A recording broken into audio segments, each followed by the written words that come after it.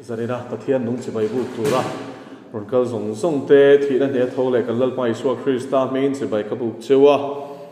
zarina chuan Habakuka le khabu tangin pathian thucha ngai thadon ani Habakuka bungthum a oma hele khabu hian thutlung lui top lampang ania top lama changa chiarin pathum na ani chu Habakuka Zakaria Malakia Habakuka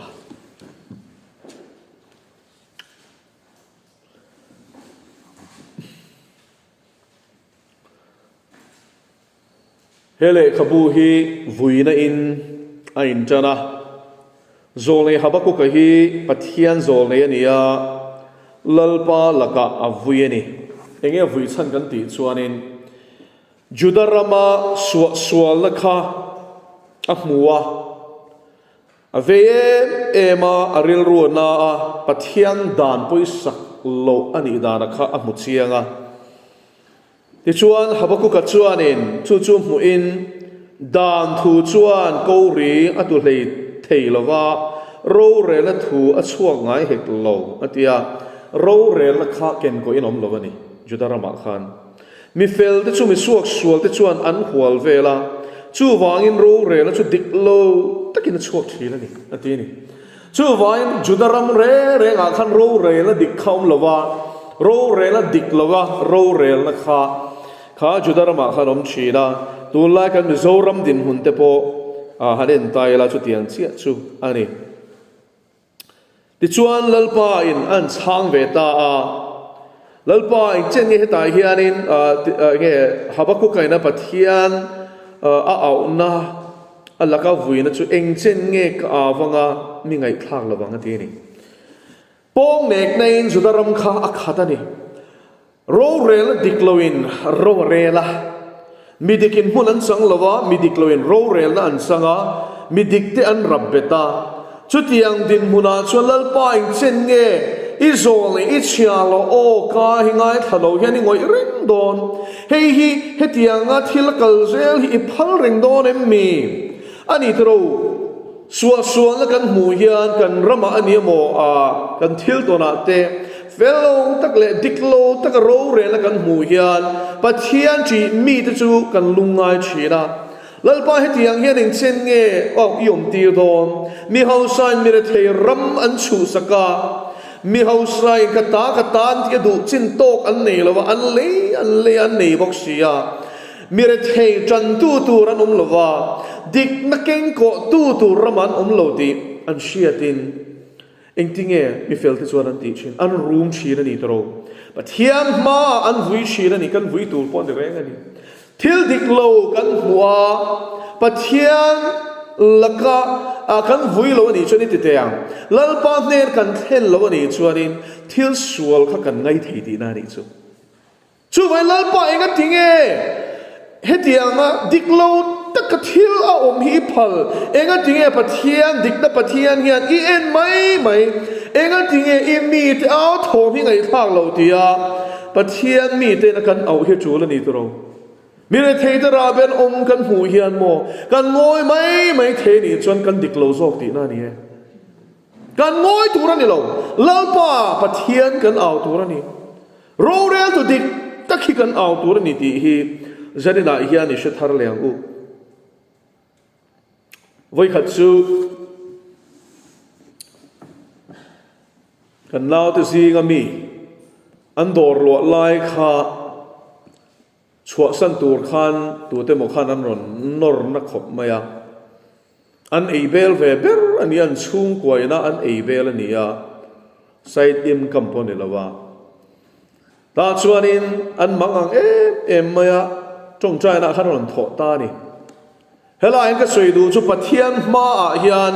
lalpa hi ro rel tu dik tak ania dik tak le fel tak ro rel chin ania sam sia ka chuan dik na le fel na chu ilal thut pha nga chan ani ati hial ani chu wangin chu nga chan chu chatuanin chu lung phum chu acha dong lo ani chu dik tak le fel tak ro rel chin pathian ne na hian ro min rel sak tur hian kan ngen the ni ti siang u chu i Hebrai ta kan sia chuan chian takin kan hmu ni ta chuan lalpan hne na chuan kan thlen ta chu ta chuan lalpan abi ta ka min thlen ti dan chu alal chut pha ma khanin minin lan tira ta chuan in chu chung ko chung chang an chung thu chu lalpan hne na min thlen ti ta ni anual chuan chan chin kan han shele ta dora changa not chuno chu tu man na takan nor tu te chuan an ral ban san ta ni chu chatakin an luale theini lalpan chu fakirom ro se zanin ai ka soi du chu kan pathian hi annung ani ti hi hriang u dam tak chuan in kan ring zo lo thina pathian kan rin lo wangin ring hlel deuh reuh chung hian kan han dor thina adu lo ani hi pathian ne na local chuan a omani ti le zong tu te ne na lom man pek mang ani ti hi rin tur ani chu rin na lovin mo pathian la ka hian eng ma mu thelo ti hi chiang takin hriang u Jacob bung khat kan sia chuanin ring hlel tu chu ril ru phir ril ru pahnih nei ani mo mi dang khalanga amai a om zia ngun takain ena akal vele engang mi nge ni ti theihin le nga langa chu ni chu chu tiang mi chon pathian ne na ta eng ma mu in ring su se ti top me ni chu vai lal pa ne na local chuan Hebrai bung som pakhat chang ru ka kan muangin a omani ti le oma ani a om tak tak ani ti le zong tu te ne na lom man pek mang ani ti hi a ring tur ani ti chanem ngai tak zong tu te ti in i eta a shil fia na lama chan kan mu ani ti chuan lalpa chuan Habakkuk changem tu na kan soyang khan lalpa hi ngoi reng lo ami te na dik lo na fel lo na pathian du lo wang zong le pathian thu pe pathian dan te poi sak lo na aron thlen hian pathian an au hian lalpa hian wana changin lo ngai tha a chang ani ti hi chang so chang nga na chang hian kan mu ni nam te chu enula thlir reng ula na sat takin mak ti ro indam chung hian thil kong khat ka ti hi ati chu vai na la hian lalpa na soi chu I dam lai ngein thil mak tak ka ti don ati ni chu thil ti chu min shil cheu se ma sela in o top lo wang ati chu lalpa ina zuda ho ina mire theiten rabe na te pathian danan poisak lo na te milem biak na te a pathian thu pek reng reng bo che zonga an kal na satlu tuk na kha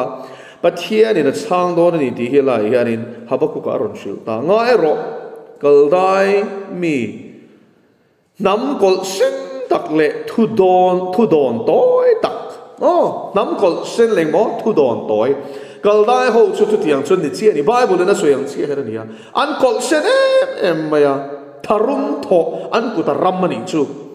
tin thu don toy om sia chu an thin so phut chuanin be vak mai enge an thil ti wang khan lo thleng ang ti po don si se lo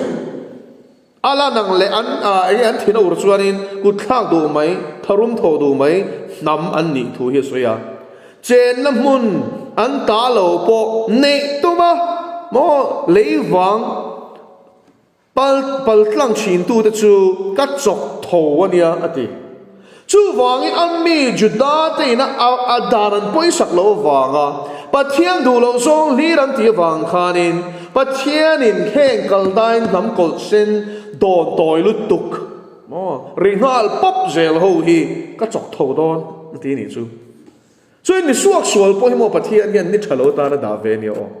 Asia turani adu lo zong ti tu te big takin mi te adu lo zong takan khosak chuan an mani shem turin heng mi te hi a khek khalani an la omin an ra thak em ani mo lal pa na soi ni chu an la omin an ra thak em ani an ro rel na le an ro pui na chuan ma ni atanga chuak bok ani pathian atang ni lovin an ma ni ro pui na ni chu an chak em mai an ro pui a an sakor te po keite ain an chuan thazoka tlai lam ching nia te ai po in an hlaom zo kani an sakor chung chuang ho te chu an chum vel ot maya ani an sakor chung chuang ho te chu lat takata local an ni mupui sapanang main an ding vung vunga mo an kal to na lama chon mupui na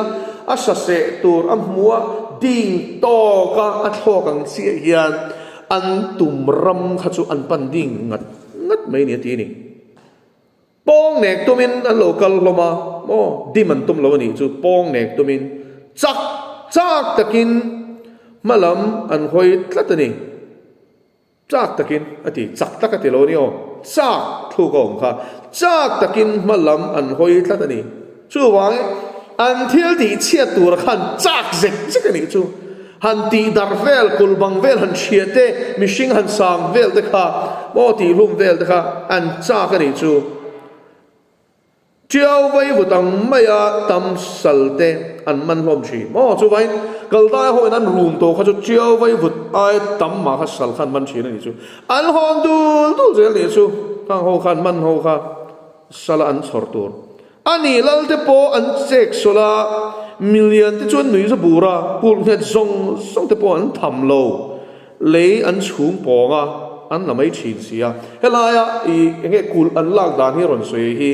rom ho po khanin juta hoina kula an tom lai khanin lak dan an mangani eri somsari bor velatil thengani chumo masada antia masada khanin kan sianga kul sang tak I kham ang pang maya tlang si ba kul an saka khan juda ho rom laka tlan se ho kha an tom khomani nu naw noi ta lek se pai te nen khan chuan masada kul la tur chuanin I le khan chu pong te la rom ho khan ti khanin anon la zela lebar chor tur khala khan nga sia ti khan le khanen chum pong sel chuan e ti le lo na lon ngai lo khanin chong pong sela kul level vel thleng khanin mo I nge kai nuam tur to khan chu tian che chuan kal nai ho khanin ti thini chu kul bang sang tak po sama sela lein chum pong tel ti khan le khan an lon kaya kul kha an kal thle ti khanin an lu sela khwa an lamai zera ni enga man ngai lo ti na ni chu le an chung ponga an lamai thin sia thli ang main an ron nuaya an kal tlang pura ama ro chuan sak na chu pathian an nei awangin pathian an nei awangin thiam lo an sang ani ti helai pathian in soi chu an chak na khan pathian ani chu heng ho hi an chak bok renga ma seleng an chak na khan pathian awangin thiam lo an sang ani so en kalai ho po kha pathian an nual chuan kan sia tangin zuda ho ten athuan oi lo wang na mi ten an thu athuan oi lo wanga shem na man ruata na man nuwa khanin an chapo wangin an ma ni ngei po kha media le partial mang khanin ati tlom le thawani olal pa ka pathian ka mi thiang lim chatuan mi in lovem ni I thingai lo hallelujah alpa cha fakiram ro se kan pathian ni thingai lo chatuan mi ni ti hi zani na hian I she thar leng u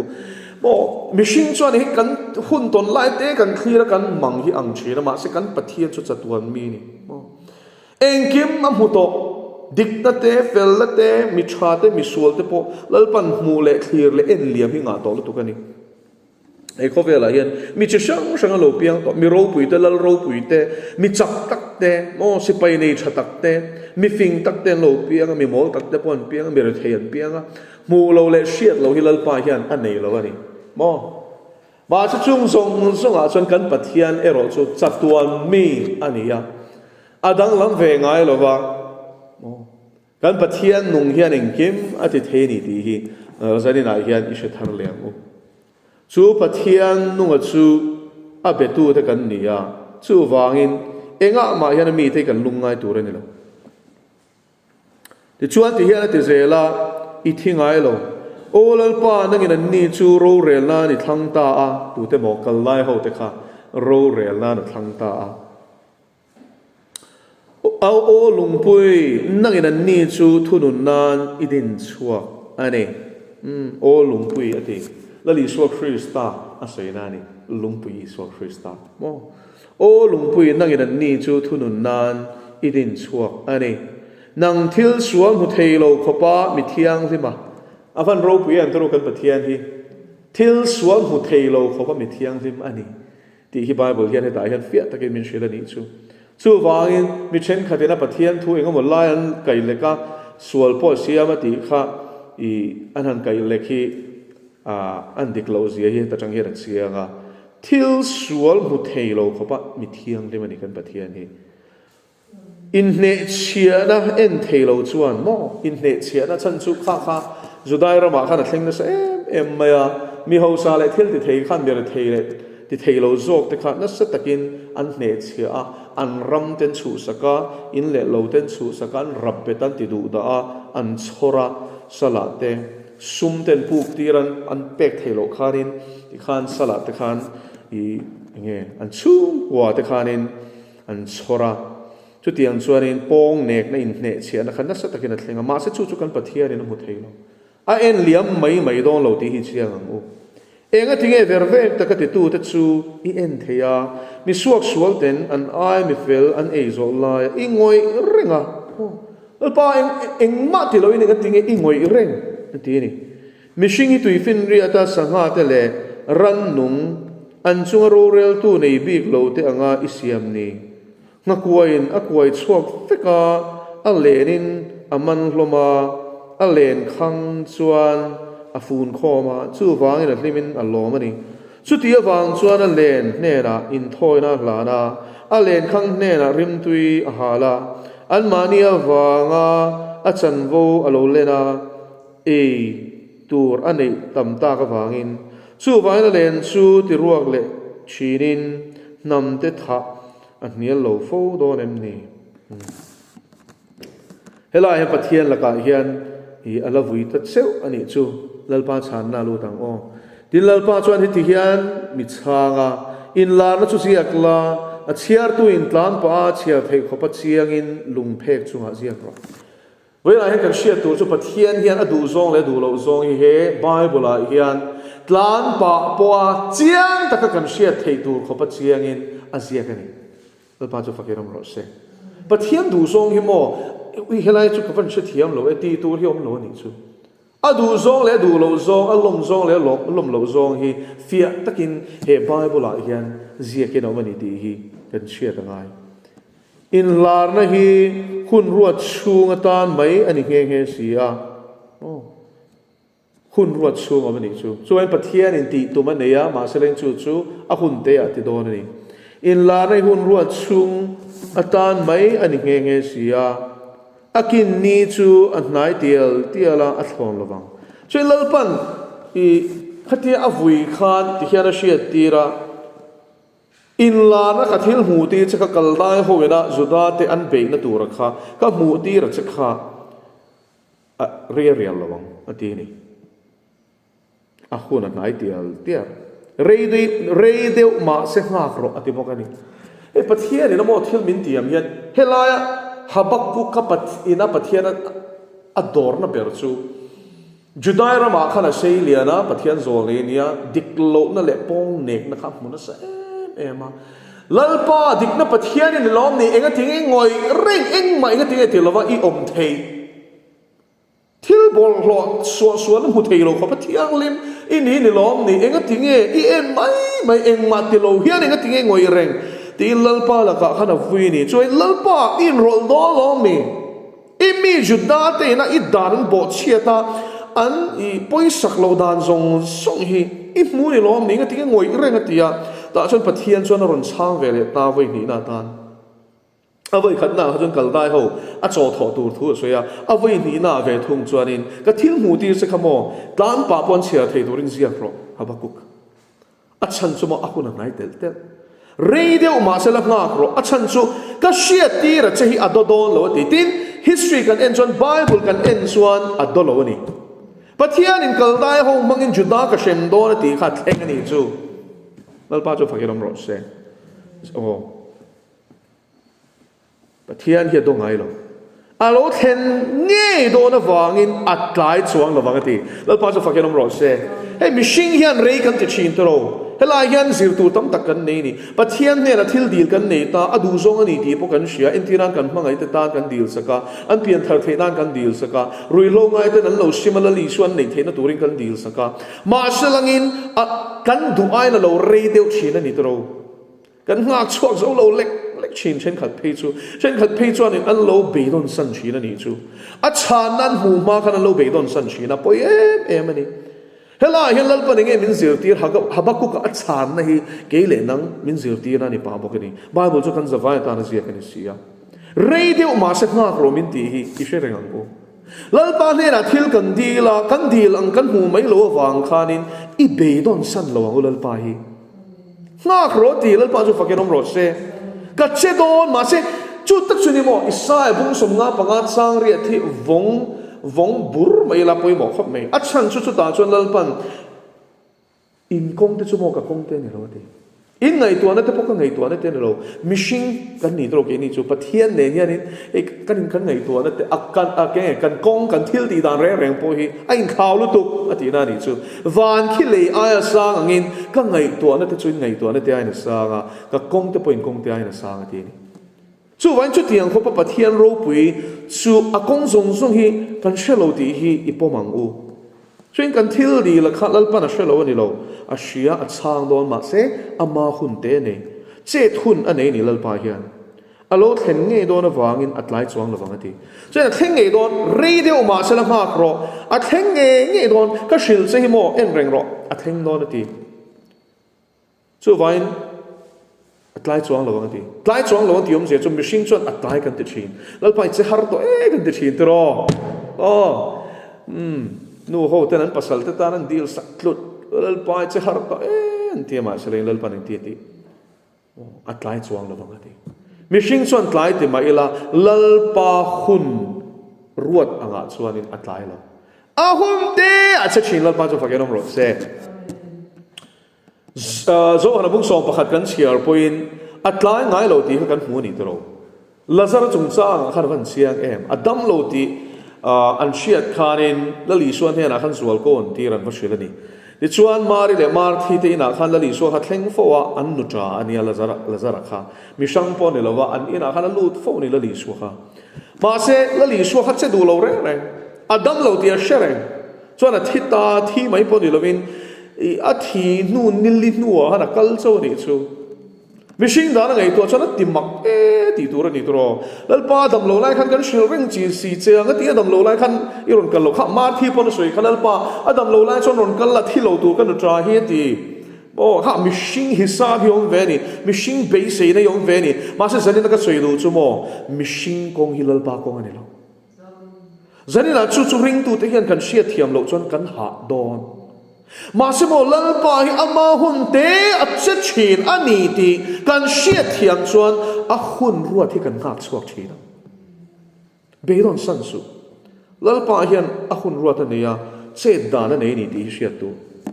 kan ngak chuak tur ani do thei hi van poi mo em rin na konga hian ente a chapo mange a ril ru awangin lo mi fel ero chu rin nei na nunga lal pa chu fakeram ro se engmo ti ta kha hian nga angai chu wang mo alo radio ni pon nga kro a chan chu mo mi fel chu rin nei na nu nga ti tat pathian kan rin tat na chu mo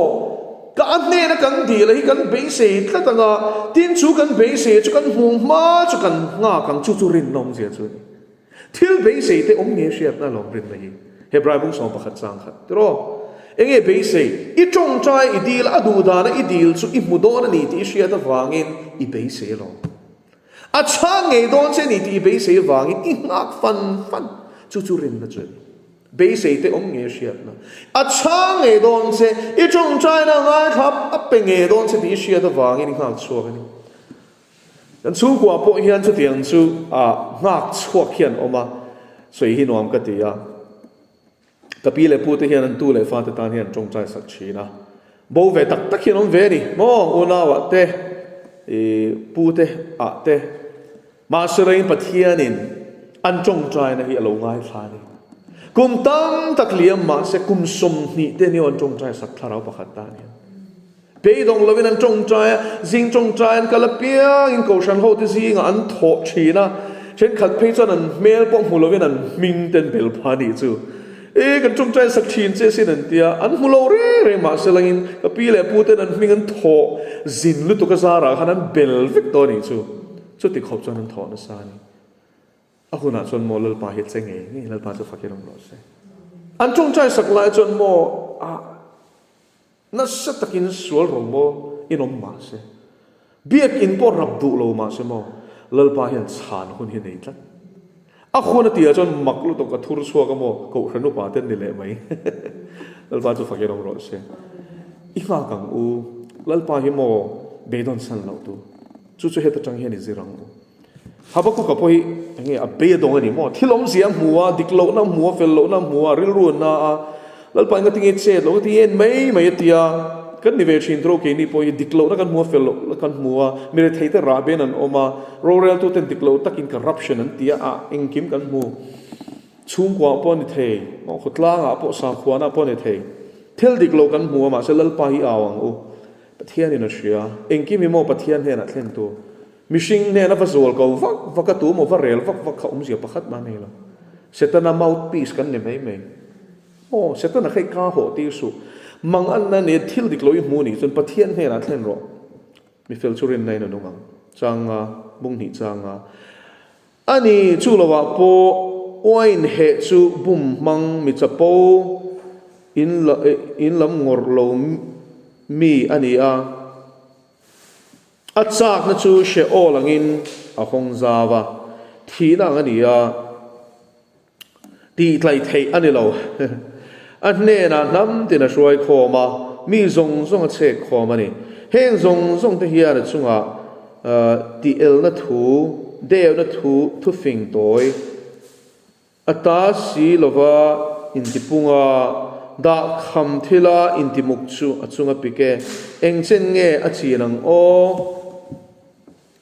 tin an soi lovang em ni nang ma e tu che an ding chuak putin a thi shem tu che an haranga an tan ralak mai ilani don lom ni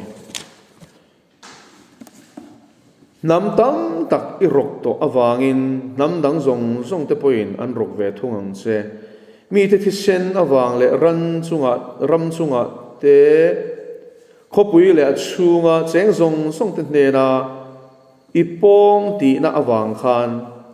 mi sual ku ta a him theina tura bu sang taka chep turin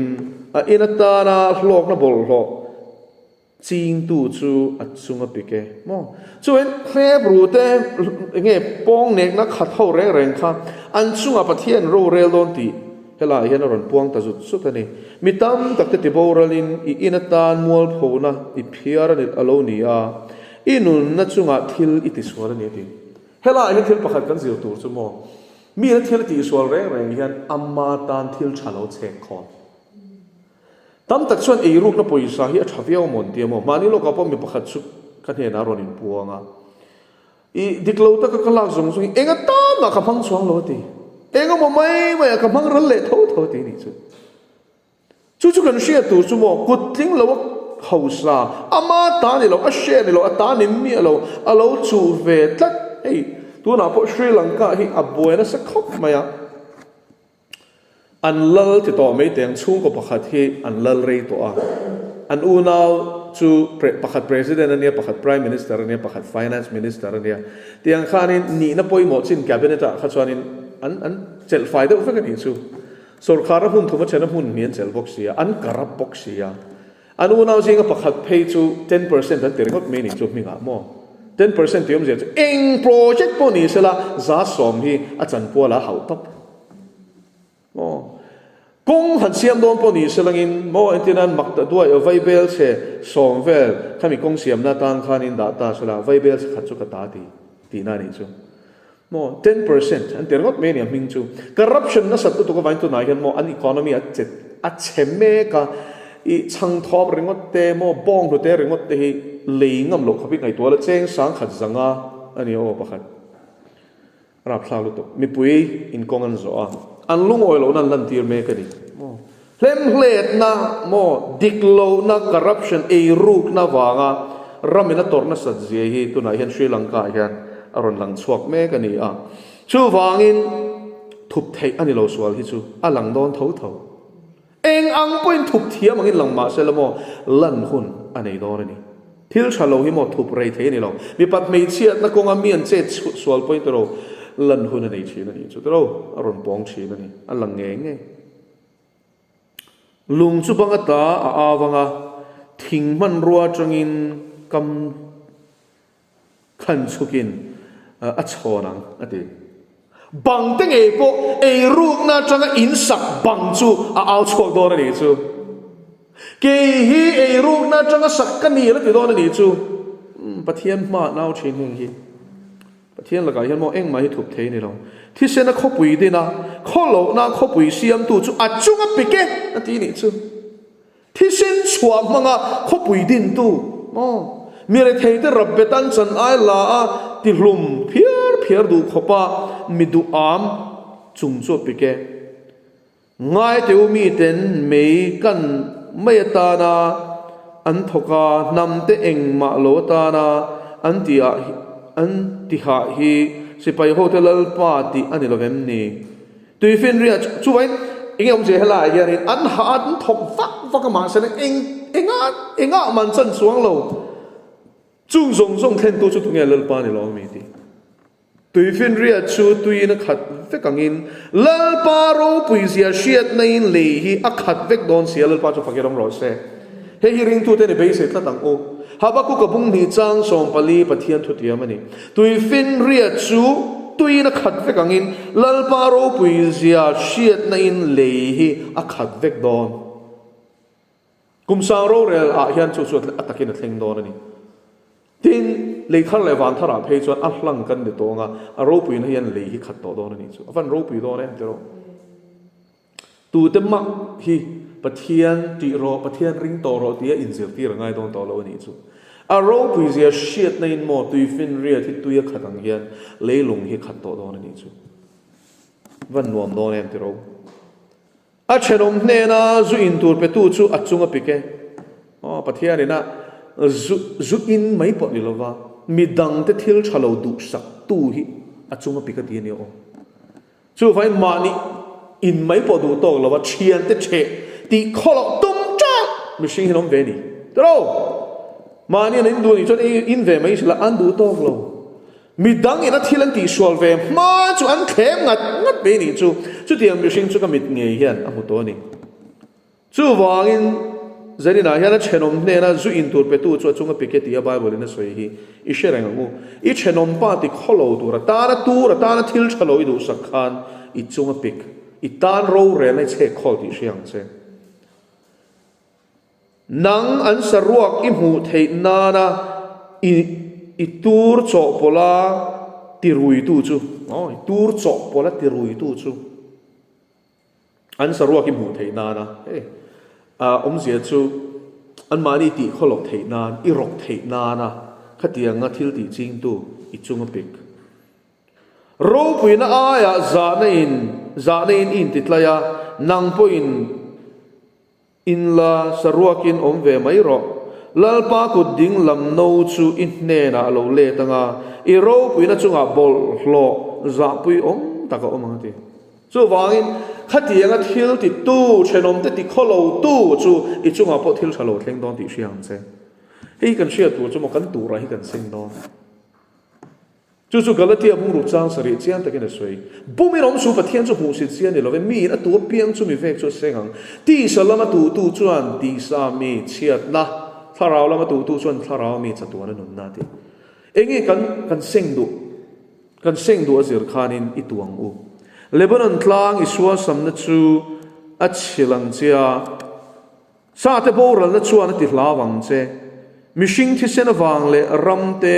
khopui te le a chunga cheng te iswa sam to awangin khang song kholo nei then awangin Babylon kaldai ho nang ni nge ponin tuar don milim cher chop hi enge so ta asiam tu na siam ni milim chhun chop do zirti tu mai asiam tu na ma ku chuak arin le chop si milim chong thei leilo han siam hi enge so na ti hela hen milen biak na lal pan ron te mani chu milen biak nei nat takin ron te ma engen ti thei khang milim an siam khan ani tro vai ho po hen milim an siama uluk te mai han an ina ten an hunga ma sian mani siam chop mai ni tro mani siam chop khan bele ni chu a thak je chu tro an pathian khan an mani siam ani thinga chang ten an siam a thira chang ten rak ka chang ten chu chuan hunga an mani vekin an bele sia enge chu chuan ti thei thing ne ra har ro ti a lung chong thei lo ne ra tho ro ti tu chu achuma pike hi enge atem na kan shem Juda housing a han milem bian tam lutung tunla ya mizo te Christian in tinge po hin en fiang utero duam ni milem biak na ti fesi bunga chuan chu en mi a duam chuan milem bialo ni rengani chu Hindu pa nen hian dang lam na pakhat mam lo milem da mo Lakshmi an bialo man ni pon suman bialo Lakshmi ngian biak na chanin siam Lakshmi an pathian 3.5 million zinga pakhatani Lakshmi an ti chumo hausak na pe theitu sum le pa mal som theitu an tia a milim hausak du ho chuan kha khan be thina ni chu ni tin thoi nan la na mo engen du sum le pa mal som nan du engen mi zo ti hian sum le pa hai chuat tuma ni le nga kan buai na mo e rum na tur kan zong chen khatin Galatia ren chu a pulorensa ama testimony mi pui ma so ito thowa a ming po soi shelo mai la e mi pui ma testimony so ito thowa ma phe chu a zak veu china e officer ni ani po first class officer ni e ru tumin sarkar na akalu ta ti ni e ru ka tumani so tira chai mo alu na chan po ka e ru ka india hausa ka tumani chu ma se rem sang om thelo ti ma khop mai pathian in a veng ni om thei thot lawa tia to pa chon lal pan rong bol turin ko chuak ta zu te po in na sa ni ome chu wan chu tiang ang ril pu chung sang yo mang tero chu mi khami chu ka tiang sum tam ta ka hai lu ta sum tam ta ka ni ka du piang ka leng ka eng ka in nga ka hi mo khang zong zong kha mi lem biak no long kha kha mi lem gan biam in en fiang o lalpai ro chu ain thiang ti ma oma lemi zong zong ti chu amma a chuan ngoi chiap ro se ti pathian hian eng ke ma mu a shiat lo pakhat mam lo zia hi tu na kan thu cher tang khan a chiang ni tro chen om te zutul tu te diklo ta ka pong nek na thil chu tu te midang te ram walak sak tu te heng zong zong ilal pan ka mu fek ka shefek chu wangin Habakuk ngồi chiếc rồi thì này chưa cái này nằm quay bát thiên là cái cái này vui chứ đâu lần bay phụ lối mi lần bay cái tiếng kan tia mà sẽ langin ngồi là bát thiên cái này thì sẽ rồi mình tự nhiên này chứ lần bay cho phát cái nằm rồi sẽ mù lâu lẽ xiết lâu hi bạc khát mam lâu mình sinh sual tên nằm gì hi kan thiên lung chung ril bẹt langin mù lâu lẽ xiết lâu hi bạc khát mam lâu thì hi suy hàng ngồi chiếc mấy đồ bát thiên mà chứ lẽ Habakuk ka trong trai ve do ne pathian in ngoi chiap ro se ti to ba ka ro sigenot thuk da na zol ni Habakuk ka trong trai na sigenot thuk ti um je chu la nge na phua ni cho trong trai na hi sama sigenot ti vel hi chu kan hun sa olal pa I chan chin an shil ka lo shia a ka hlawa olal pa heng kum chung hian in a thar tho le la heng kum chung ti hian ti la rang che Thin urna chuan za ngai na tel chi nang che ti amak te ro he ta hian Habakuk ka oki trong chai na ki adang lam tak tak atir chu lal pa nga tinge shem lo heng ho hi enga tinge ngoi reng dik lo tak thila ti hi atia tu na chuan lal pa I thin urna chuan mo za ngai na tel chi nang che ti pathian thin urna rap thak tur zia le chung thil sual ti tu te pong nek na khat te chu a shem nge tur zia she ol ala thak tur zia te ni sina kan siar kha mo she ol ala thak tur shem hun ti na ni chu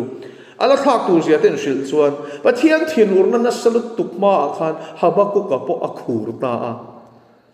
lalpa I thin urna chuan za ngai na tel thin cho za ngai sham ang chamin tir boral vek su teman ram atangin pathian alo kala mithiang ni machu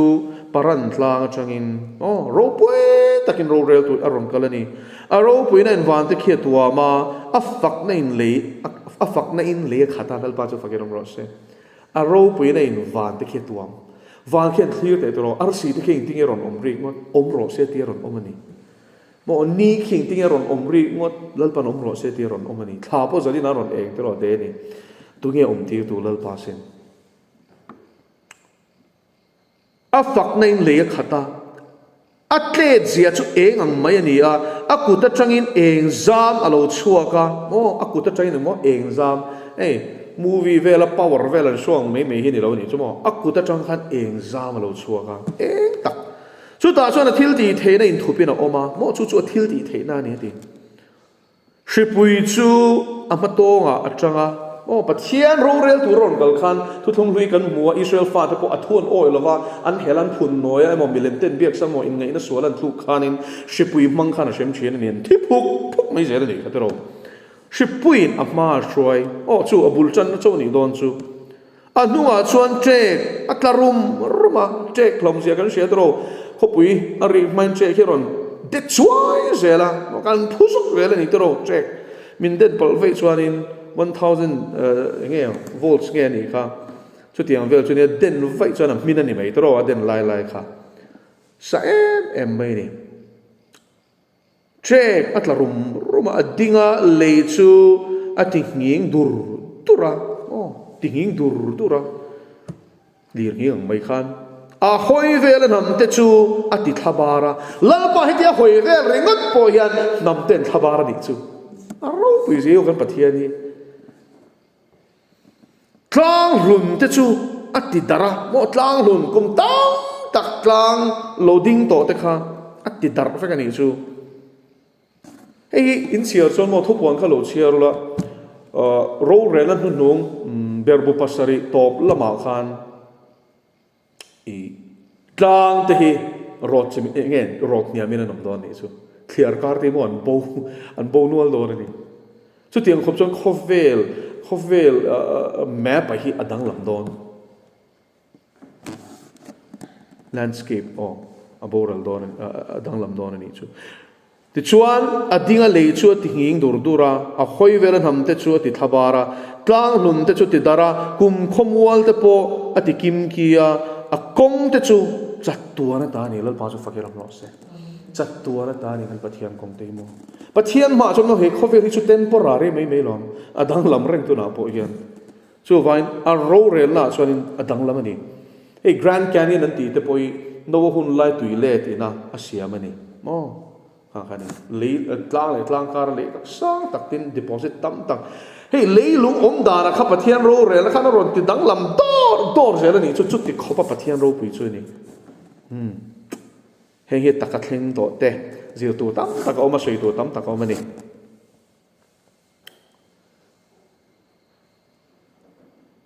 kusan puan in te chu sheom tuarin kapmuwa Midian ram puan zar te chu an khura lalpa chu lui te chunga chuan an lung ni lo ta ni mo lui te chunga chuan thin rimin tuipui chungai thin ura ni mo I sakori chan lam na to lai li chungai i chuan tak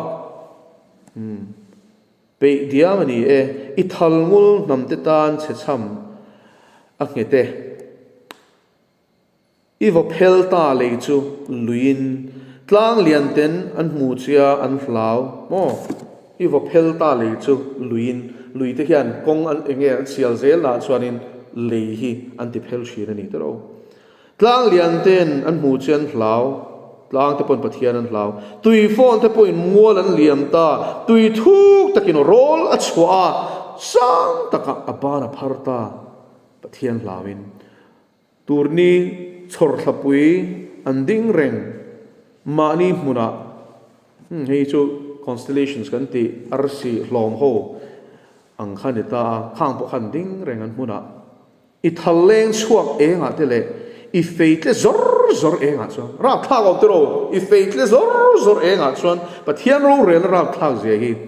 thin urin ram I chil chuaka thin rimin namte I palta ti pathian in namanga ati chibi te hian omasin namangin bo khoi nge nom ta khang ho kha ti tur hian omani ram hoi ten bia a imi te chandam nan I chuak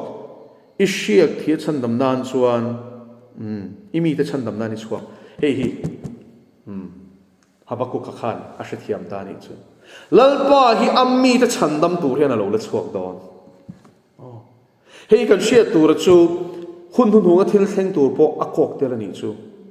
sakolena pathian mi te na satakati du da line an lutan chop top lai hian pathian hian mani chandam tur hian van ro pu ya hian alo lakal don ani chu aro pu don to ami thiang him te lor tur hian alo lakal don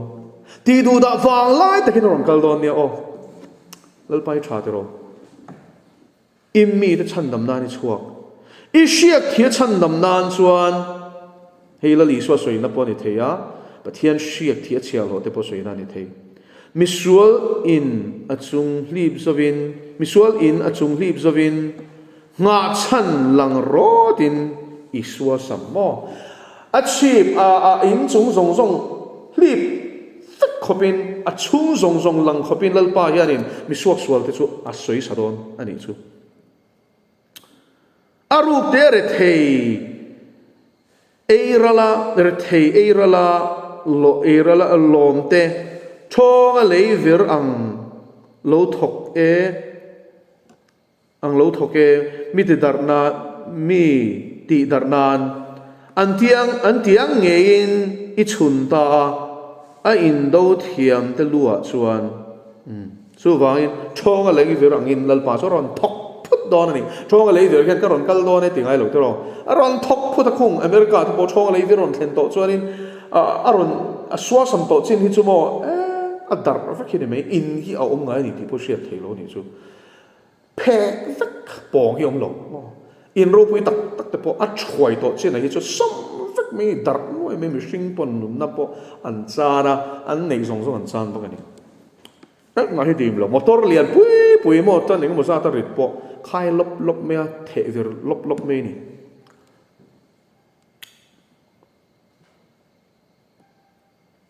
ik sakorin tui pui izo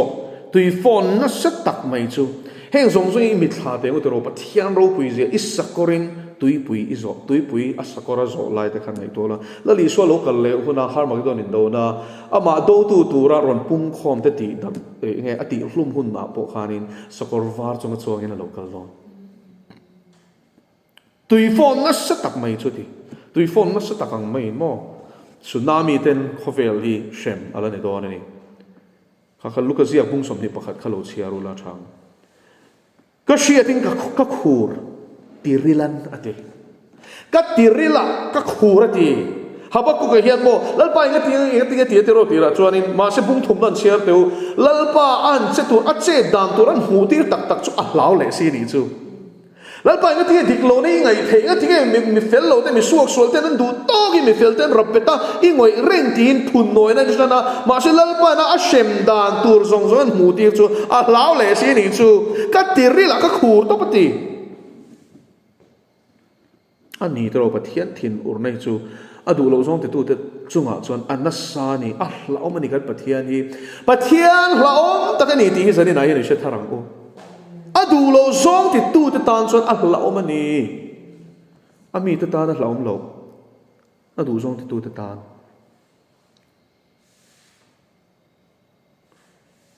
a owa ka kha a in khong a ha khain khong ri chok chok me ni chu mo a hlau lu lalpa o shia rimot khan ka ru amuatin ka khura ma ni muna mo ka ru amuatin ka khura de ka khur chwa tiril khur te kan shem hlau lu tuk nei chuan khatiang khan o mani chu ma si pai rual pui ang buai na ni mi pui chunga alo thlen hunin ka nging lawang ma se chu buai na reon thlen huna chang ka nging lawang hei hi hriang u pathian shem na chu adu lo zong ti tu te ta ni ama chi tu te chu an nging lawang lalpa chu fakeram ro se mi fel hi mo lalpa na hi na phal don lo achel tlat don kut sakin chu em zoram chunga pathian thinu na lo thleng tur kan soi po ianin alo thleng ani pon pum pel na chan som ti zana ma zana kan soi to ma sangin alo thleng ani poin pathian chi tu te tan hianin hi na chan tu lo na chan tu lo ti hi ta chang hian ni chiang mi pui chunga alo thlen hunin ka nging lawang thei pui thing parvul don lovin grape sri ra don heksu seng olive thing po ra lovin ei tu chwa don lo seng huang ata ran rual ti bovin ran ina ran om lo ma seng o heng zong zong sui hi ei zon na kan nei zong song i chevek ma se la ti na ni chu kha hun lai chon thei pui te kha an ei ber ni ta kha ma se ra lo ma se thing parvul lovin grape sri ra don heksu seng grape kha an tui in ber ni ta ni chu grape tui wain an ti hi mo chuan olive thing po ra lovin olive shiak kha an nutrition an so pakhat ania lovin ei tu chwa don hex lo seng wheat ten singa khang te kha chevek ma se huang ta ran rual te bomin tin ran rual an bul zong song te kha bo vek ma se ran ina ran om lo ma se ran chu asale anu te an in chi ni kha so be ran ring ani chu kha ma se om lo vek ma se kalom se lang lal pa chuan ka chan nam na pathiana chuan kalom cheu don ko na te pathian ne ra thil kan di la kan duang khap aron ti lo wang hianin I vui lo wang u lal pa chu ma hian I lom tlatang u tur kan din huna chuan in lom na tur pakhat mam lo ma se I fai ni do in thu oil lo I pasala rui rem emo nang pon ril runai ne taksa po bor so khang zong zong a kan lal pa ne ra thlen ro vui mai su khang zong zong a kan mo lal pa chu lom thui soi khan lal pa hi ron se zok chi ni chu voi khat chu kan chung kwa hian har sat na kan to ka tu ne ra mai thlen hi ka tum lo re chung hon lai chon Merlin characters le ka buzia power and praise fak na thil ti the na le khabu kha ka chia lai ril ro khan la thar em ta chuan kha din hun kha har sat na wa khan lal pa ne la lom thu ka sei ta ni chu rin na ni kha ka bo lal pa lom thu ka sei la cha ka te top me ni thin lum ta khen lom thu ka sei ma ka mak zia chu ka boy pui ngai lo hian ama zo khan mi te thin lung at na thoka kha kan chung ko boy na ka ron ching fel ve lal pa chu fagen ro se mishing ta ka ngai to chuan mo kong hi a ko lo ve nia ti ngai na ka shalo re ril ro kam ve box ni chu mo chu vain zani na hin ka shil du cheu chu mo lal pa hi aw ro pathiana hian be se na hat ro mishing ani lovin ati thon ngai lawang chu kalom se lang ati to lal pa chu nga hian mo I tong trai chan na I pu ma poin lom thu sei ro chu rin na kal phung so ka ni ku doi lal pa mo ni ro to lal pa min pe do na vain lom thu ka shil se ka tu pa hian I rong ala bol do na vain lom thu ka shil se awan lom ve tro ka chan nam na pathiana chuan kalom seu don lal pa Jehovah ka chak na ka ke siang sakhi ke ang chu vai na tira chuan in vui na ngui na ina khata ma se tu na chuan sakhi ke angin kalim sak to a chan chu mo lal pa lom na mi kha chuan in chu a chak na ni tlat thin lung a lom chuan te ro eng ti ma hi kan hu phur lo re tha hi tho zak maya mon phia don pon tro kha ni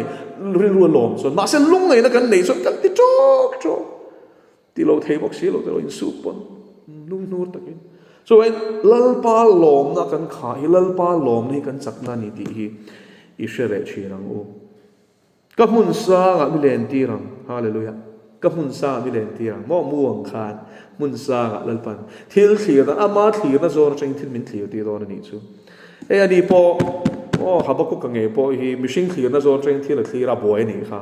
lal pa thlir na zor chang thil lal pan an thlir ti sia kha chuarin ani mo kharon te ta ni ani chin tro ke ni po hi mishing thlir na zor chang thil kan thlir zo na pika a be don kha ka ti ngai nong lo ni ma se lal pa ne na kan len dun tak chuan mo ama ne in po na nun tak ka chuanin a thlir na zor chang hian a khong ai nei thil hi min thlir ti to a chu chuan min ti thamong chi na ni chu chak na thari min siam chin amun sa mi len ti rang la shuai tu tan ka ching chang sak mi hla ni chu la thu ve ka ni kha bum thum na a kha chu lal pa thu kan zir tak te kan za ta ma ni som sa ro se thian ma ko ni tong chai lal pa habakuk kan nun le thu ziak le khabu chang hian zir tur kan wanga em zanina chen zar kan zira thalau thiang le lal pa kan zir tak te kha kan thin lung phe ka min ziak sakin mal min som sa kang che habakuk ang hian lal pa diklo na le fel lo na kan mu hian I thu ang lo mian oma wang kan room hian lal pa I la ka hian kan lo vui ve thina ma se nak chuan nang chuan lal pa dik takin roi rel don ni ti min sia ti chi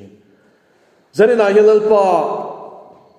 engkim hutu engkim shetu hi I kong te hi kan lo shelo lu to ka lal pa kan lo phun mai thina ni min ngai da mang se I kai ngai lo in la na chu ngak ro itiang khan lalpa ke ni po kan ne na ka ti don ti min shiat ti ra hi ngak chuak turin do theina min zir ti ran che i thu ti ang te ngak chuak turin lalpa irinom zia min shiat non ti leng che mi sing chu kan man mo thin ma se kan huna ne lovin nang chu i huna i ron che thin sia chu vai lalpa i du zong ang kan dil to chu min pek hi chak em min pe do na ma se hun ruat i nei ti sia chu hun ruat chu ngak chuak sham turin imi te i thu ti amarin na ngat tlata be se dan min zir ti ran che chuan lalpa kini na diklo na shem tur kan be se ai ma chen i ro rel ni ra thla ga ni ti habakuka thil mu in zia ka tang hian kan mu ni ani chuan fellow na wanga room diklo taka wanga engma ti lo anga a hriat lai chen nang chuan chu thil ti sual tu te chunga i ro rel ra thla zia chu in mu ti chuan in ka tirila ka khura ti ta ni kha o ka pa idulo zong ti tu te top ne hi avara thlak don em hele a mai ni lovin alpa cha tuan shem mun an ta ni bo che si ni chuwai lalpa zanina hian i ro re na taksia hi min sia thar ti ram che sual hoi sana pathian ni ti sia i ma ngoi mai tur kan ni ti hi min sia ti ram che kan sia thiam lo lu tu ka wang kan lo chwa chal ve thin na che hian min ngai thiam ang che alpai zanina hian habakuka thuzia ka changa hele khaburo pui tak i thu changa kan zir tur hi eng din huna po ding el lom thu soi hi kan zir tur chu ni lalpai ro re na i kong zong zong te sha thiam vek lo ma ila nang marin na kan nga tlat chuanin kan lom le china chu kan lom na chu lalpa nangin mu pui ang ini ron siam thar le china chu lom na chu kan chak na ni lalpa nun chaw to po zuk pui angin lalpa nangin ilim tir zak zel china lalpa mu pui angin i tho san tira mun sa ngai hlang kang china ni lalpa he khofe le na thira thirang mai me thir tu kan ni lo ring tu te chu lalpa kan pa wa na mi na chatuan rem ruat na rem lo ruat to na zo na changa thil thlir tur kan ni na hi a tharin min sia te chiran che kan thlir toy lut tu khia chang chuan kan boi thin sia mun sa min lang leng che lalpa du ta ki so Christ ta ming kan dil che